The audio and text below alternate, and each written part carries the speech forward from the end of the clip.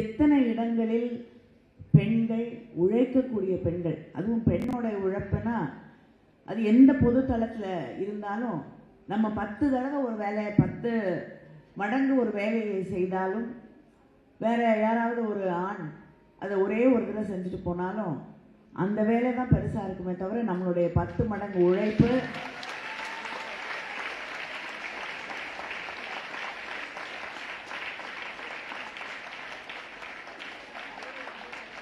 அதுக்கு சமமாகவே தெரியாது.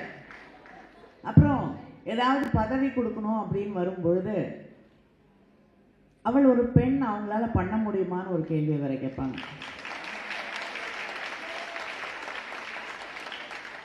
ஆனால் தேர்தல் என்று வரும்பொழுது, வேலை என்று வரும்பொழுது தெருவு தெருவா போய் ஓட்டு கேட்டது, வீடு வீடா போய் ஓட்டு கேட்டது,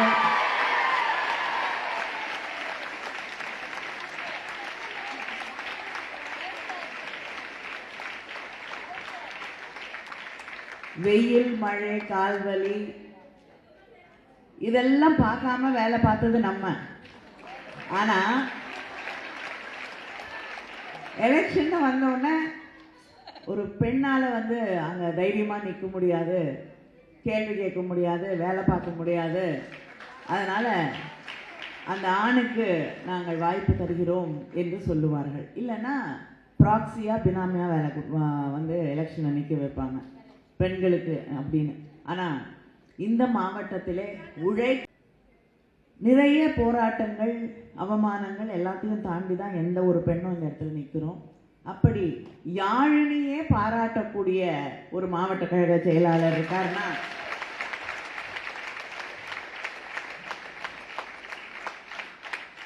அது நம்முடைய மாவட்ட கழக செயலாளர் தான். நான் ஏன் இன்னைக்கு இவரை பற்றி பேசுகிறேன்னா, நான் போகக்கூடிய எத்தனையோ இடங்களிலே அங்கே இருக்கக்கூடிய பெண்களுடைய நிலையை பார்த்த பிறகு, அங்கே பெண்கள் நடத்தப்படக்கூடிய விதத்தை பார்த்த பிறகு, இதையெல்லாம் இன்று இன்னும் அதிகமாக பேச வேண்டும் என்று எனக்கு தோன்றுகிறது. அதையும் தாண்டி அடுத்த தேர்தலுக்கு அவர்கிட்ட ஒரு கோரிக்கை வச்சிருக்கேன். அதெல்லாம் எனக்கு தெரியாது. நான் உங்ககிட்ட சொல்லியிருக்கேன், இங்கே பெண்களுக்கு இன்னும் அதிகமாக சட்டமன்ற தேர்தலிலே வாய்ப்பளிக்க வேண்டும்.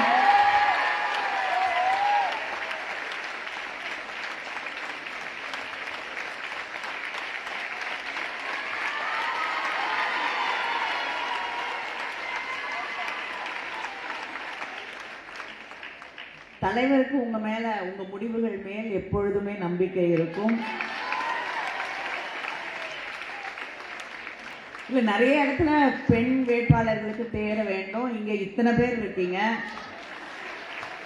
எல்லாரையும் ஒரு போர்ப்படை தளபதி போல அவர் பயிற்சி கொடுத்து வச்சிருக்காரு. அதனால